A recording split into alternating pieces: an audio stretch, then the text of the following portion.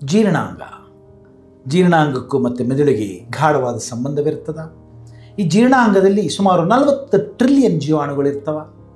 ಈ ಜೀವಾಣುಗಳ ಸಮತೋಲನ ಬಹಳ ಮುಖ್ಯ. ಆ ಒಂದು ಒಳ್ಳೆಯ ಜೀವಾಣುಗಳನ್ನು ಹೆಚ್ಚು ಮಾಡಲಿಕ್ಕೆ ನಾವು ಬಹಳ ಪ್ರಯತ್ನಗಳನ್ನು ಮಾಡ್ತೇವೆ. ಅದರಲ್ಲಿ ಆಹಾರ ಬಹಳ ಮುಖ್ಯ. ಆ್ಯಂಟಿಬಯೋಟಿಕ್ಸ್ ಉಪಯೋಗಿಸದೇ ಇರತಕ್ಕಂಥದ್ದು ಬಹಳ ಮುಖ್ಯ. ಸಾವಯವ ಕೃಷಿಯಿಂದ ಬಂದಿರತಕ್ಕಂಥ ಆಹಾರ ಬಹಳ ಮುಖ್ಯ. ಮದ್ಯಪಾನ ಮಾಡದೇ ಇರತಕ್ಕಂಥದ್ದು ಬಹಳ ಮುಖ್ಯ.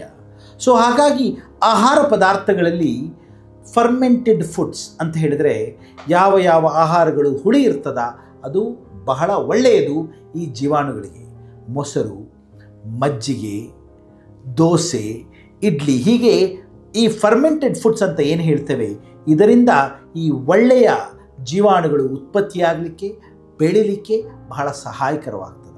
ಇದರಲ್ಲೆಲ್ಲ ಬಹಳಷ್ಟು ಲ್ಯಾಕ್ಟೋಬೆಸಿಲಸ್ ಅಂತಕ್ಕಂಥ ಒಳ್ಳೆಯ ಜೀವಾಣುಗಳ ಸಮೂಹ ಜಾಸ್ತಿ ಆಗ್ತದೆ.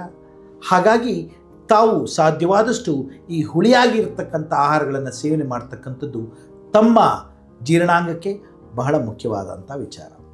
ಎರಡನೇದು, ಸಸ್ಯಾಹಾರವನ್ನು ಬಳಸೋದು ಬಹಳ ಮುಖ್ಯ.